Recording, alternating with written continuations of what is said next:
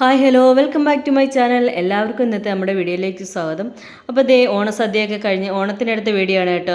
Upload ചെയ്യാൻ കുറച്ച് ലേറ്റായിപ്പോയി. അപ്പോൾ എല്ലാവരും ഓണത്തിന് സദ്യയൊക്കെ കഴിച്ച് സുഖമായിട്ടിരിക്കുന്നു എന്ന് വിശ്വസിക്കുന്നു. അപ്പം ദേ നമ്മൾ ഇന്ന് ഓണസദ്യയൊക്കെ കഴിഞ്ഞതിന് ശേഷം ഒന്ന് കറങ്ങാനായിട്ട് ഇറങ്ങിയതാണ് കേട്ടോ. ഡൽഹിയിലൊക്കെ വന്നിട്ട് ആദ്യമായിട്ടൊന്ന് കറങ്ങാനായിട്ട് പുറത്തോട്ട് ഇറങ്ങിയാണ്. ഓണമൊക്കെ അല്ലേ, വീട്ടിലൊക്കെ ഇരുന്ന് ബോറടിച്ചു എല്ലാവരും. അപ്പം ദേ നമ്മൾ റാപ്പിഡോ ഒക്കെ ബുക്ക് ചെയ്തിട്ട് നമ്മൾ പോവുകയാണ്. നമ്മളിവിടെ കൂടുതലും യാത്രയ്ക്കൊക്കെ ഉപയോഗിക്കുന്നത് ഈ ഒലേ റാപ്പിഡോ ഒക്കെയാണ്. അല്ലാതെ നമ്മളൊരു വണ്ടി വിളിച്ച് പോകുകയാണെന്നുണ്ടെങ്കിൽ ഇപ്പം നമ്മൾ പോകുന്ന സ്ഥലത്തേക്ക് കുറേ ദൂരം കുറേ ചാർജ് ആവും. ഇതിനാവുമ്പോൾ ഒരു 200 രൂപയാണ് കാണിക്കുന്നത്. ഇവിടുന്ന് നമ്മുടെ വീടിൻ്റെ അവിടുന്ന് ഒരു 20 മിനിറ്റ് യാത്രയാണ് ഇപ്പം നമ്മൾ കാണിക്കുന്നത്. എവിടെയാണ് പോകുന്നതെന്ന് നമ്മൾ ചെന്നതിന് ശേഷം പറയാം കേട്ടോ. ചില സമയങ്ങളിൽ നമ്മൾ ഈ റാപ്പിഡോയും ഓലയൊക്കെ ബുക്ക് ചെയ്യുന്ന സമയത്ത് നമ്മൾ കുറേ നേരം വെയിറ്റ് ചെയ്യേണ്ടി വരും കേട്ടോ. ഇതിപ്പോൾ നമ്മൾ രണ്ടാമത് ബുക്ക് ചെയ്ത വണ്ടിയാണ്. ആദ്യം വിളിച്ചത് പകുതി വരെ വന്നിട്ട് ക്യാൻസലായിപ്പോയി. അങ്ങനെ കുറേ സമയം എടുത്തു. പിന്നെ ഇതിപ്പോൾ രണ്ടാമത് ബുക്ക് ചെയ്ത് കിട്ടിയത് വണ്ടിയാണ് കേട്ടോ. ഇതിപ്പോൾ ഏകദേശം ഒരു 3:30 ആയിട്ടുണ്ട് കേട്ടോ. നമ്മൾ 2:30 കഴിഞ്ഞപ്പോഴത്തേനും ഒരുങ്ങി ഇറങ്ങിയതാണ്. വണ്ടിയൊക്കെ കിട്ടാനായിട്ട് കുറേ ലേറ്റായി. ഇപ്പം അങ്ങനെ നമ്മൾ പോവുകയാണ് അങ്ങോട്ടേക്ക്. അപ്പം ദേ സൈഡിലൊക്കെ നല്ല വലിയ വലിയ വലിയ വലിയ ബിൽഡിങ്ങുകൾ, എന്തൊക്കെയോ ഓഫീസുകളുടെയൊക്കെ കേന്ദ്രങ്ങളൊക്കെയാണ് കേട്ടോ. കൂടുതലും ഈ DLF എന്ന് പറയുന്ന ഒരു ഇതാണ് ഇങ്ങനെ എഴുതി കാണിച്ചേക്കുന്നത്. എന്തിൻ്റെ കമ്പനിയാണെന്നൊന്നും എനിക്കറിയില്ല. അപ്പം ദേ ഈ കാണുന്നതെന്ന് പറയുന്നത് അപ്പാർട്ട്മെൻ്റ് ആണെന്ന് തോന്നുന്നു. അതും കുറേ നിലകളുണ്ട് ഇവിടെ. രണ്ട് സൈഡിലും, റോഡിൻ്റെ രണ്ട് സൈഡിലും ഈ ഹൈവേ ആണ് കേട്ടോ. അപ്പോൾ ഈ റോഡിൻ്റെ രണ്ട് സൈഡിലും ഇത് തന്നെയാണ് കാണാനുള്ളത്. പിന്നെ ഈ കൊണ്ടുപോയ വണ്ടി ഏതാണെന്ന് ആർക്കെങ്കിലും ഒന്ന് കമൻറ്റ് ചെയ്യാമോ? പിന്നെ ദേ അങ്ങനെ നമ്മൾ ഹൈവേ ഒക്കെ മാറി വേറൊരു റോഡിലേക്ക് ഇറങ്ങി. ഇവിടെ നിന്ന് വെച്ചാൽ ഭയങ്കര തിരക്കായിരുന്നു. പിന്നെ ഈ സൈഡിൽ കാണുന്നതൊക്കെ നല്ല ലൈറ്റ്സുകളാണ് കേട്ടോ. ഹാങ്ങിങ് ലൈറ്റുകളാണ്. ഇവിടെ കുറേ കടകൾ, ഒരു ഏരിയ ഫുള്ള് ഇങ്ങനെ നിരത്തി കടകൾ മൊത്തം ഇതേപോലെയുള്ള നല്ല നല്ല വലിയ ഹാങ്ങിങ് ലൈറ്റുകളായിരുന്നു കാണാനുള്ളത്. അങ്ങനെ കുറേ നമ്മൾ ഗൂഗിൾ മാപ്പിൽ നോക്കിയപ്പോൾ ഒരു അരമണിക്കൂറാണ് നമുക്ക് സമയം കാണിച്ചത്. പക്ഷേ വേറെ ഏതൊക്കെയോ വഴി കൂടെ ഇപ്പോൾ ഏകദേശം ഒരു മണിക്കൂർ അടുപ്പിച്ചായി നമ്മൾ അങ്ങ് സ്ഥലത്തെത്തിയപ്പോഴേക്കും രണ്ടുപേര് ക്ഷീണിച്ച് ഉറങ്ങിപ്പോയി. അങ്ങനെ നമ്മൾ ലാസ്റ്റിൽ നമ്മൾ പോകാനിറങ്ങിയ സ്ഥലത്തെത്തി. എവിടെയാണെന്ന് വെച്ചാൽ കുത്തബ് മീനാർ കാണാനായിട്ടാണ് വന്നത്. അങ്ങനെ ടോക്കണൊക്കെ എടുത്തു. ടോക്കണൊക്കെ എടുക്കാൻ നല്ല തിരക്കായിരുന്നു. ഇന്ന് അവധി ആയതുകൊണ്ടൊക്കെ ആയിരിക്കാം, നല്ല തിരക്കും ഉണ്ടായിരുന്നു. അങ്ങനെ ദേ നമ്മൾ കുത്തബ് മീനാറിൻ്റെ അകത്തോട്ട് കയറുകയാണ്. എൻട്രി കുട്ടി 15 വയസ്സിന് അകത്തുള്ള കുഞ്ഞുങ്ങൾക്ക് ടോക്കൺ ഫീ ഇല്ല. അല്ലാതെ മുതിർന്നവർക്ക് 40 രൂപയാണ് ടോക്കൺ എടുക്കേണ്ടുന്നത്. നല്ല തിരക്കും ഉണ്ടായിരുന്നു. ഓൺലൈനായിട്ടുള്ളവർക്ക് 35, ഓൺലൈൻ എടുക്കുന്നവർക്ക് ഇന്ത്യക്കാർക്ക് 35 രൂപയാണ് ടോക്കണ്. ഫോറിനേഴ്സിന് എത്രയാണ് മറന്നുപോയി, 400 രൂപ കണ്ടാണെന്ന് തോന്നുന്നു കേട്ടോ. അത് കറക്റ്റ് അറിയില്ല, ഞാൻ മറന്നുപോയി. അപ്പം നമ്മൾ കുത്തബ് മീനാറിൻ്റെ ഇവിടെ വന്ന് അടിയിൽ ഇങ്ങനെ വന്നതായി മേലോട്ട് നോക്കിയാൽ തല കറങ്ങും കേട്ടോ.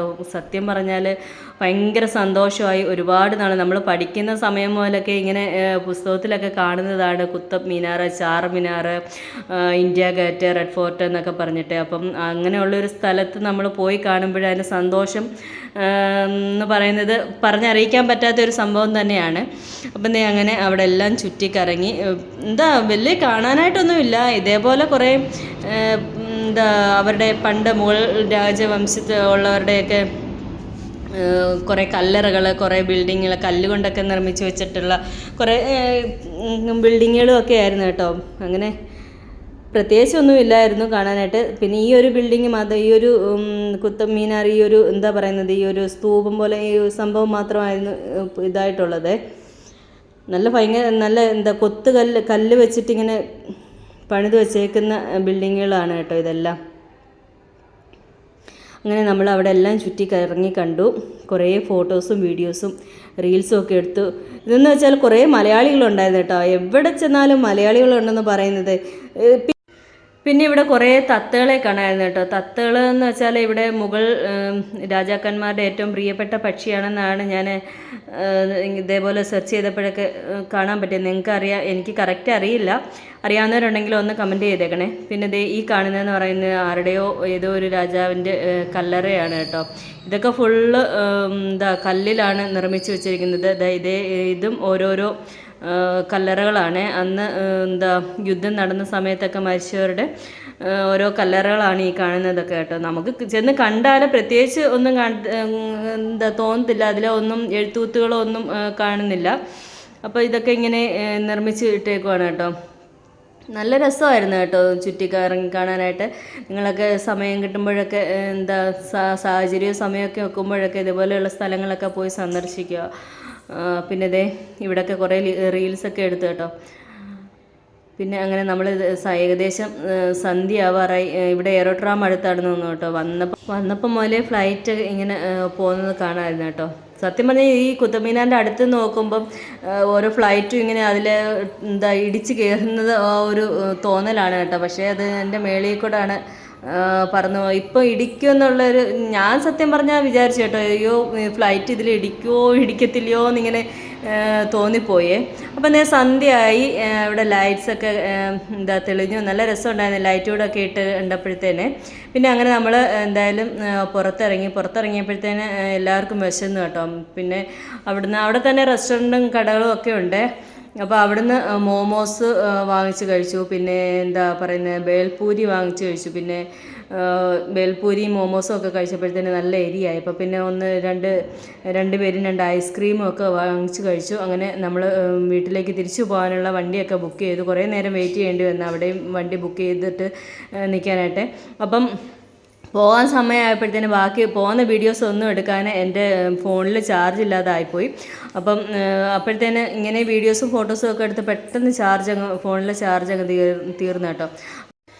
അങ്ങനെ തിരിച്ചു പോകാനുള്ള വണ്ടിയൊക്കെ ബുക്ക് ചെയ്തു. ഏകദേശം ഒരു 10-20 മിനിറ്റ് സമയമെടുത്ത് വണ്ടിയൊക്കെ ബുക്ക് ചെയ്യാനായിട്ട് കേട്ടോ. അപ്പോൾ എന്താ മോമോസൊക്കെ കഴിച്ച് കഴിഞ്ഞതിന് ശേഷം എന്താ ബേൽപൂരി വാങ്ങിക്കുകയാണ് കേട്ടോ. ബേൽപൂരി നല്ല എന്താ ഫ്രഷായിട്ട് ഉണ്ടാക്കി തരുന്നതാണ്. നല്ല ക്ലീനിങ് ഒക്കെ ഉണ്ടായിരുന്നു. ഇത്രയും ആൾക്കാർ വരുന്നതായാലും പരിസരവും റെസ്റ്റോറൻറ്റും കടകളും ഒക്കെ നല്ല വൃത്തിയൊക്കെ ഉണ്ടായിരുന്നു കേട്ടോ.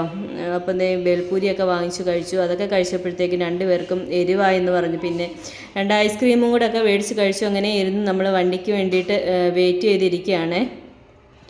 തിരിച്ചു പോകുന്ന വീഡിയോസ് ഒന്നും എടുക്കാൻ പറ്റിയില്ല. അത് ഞാൻ നേരത്തെ പറഞ്ഞു, ഫോണിൽ ചാർജ് പെട്ടെന്ന് അങ്ങ് തീർന്നു പോയി.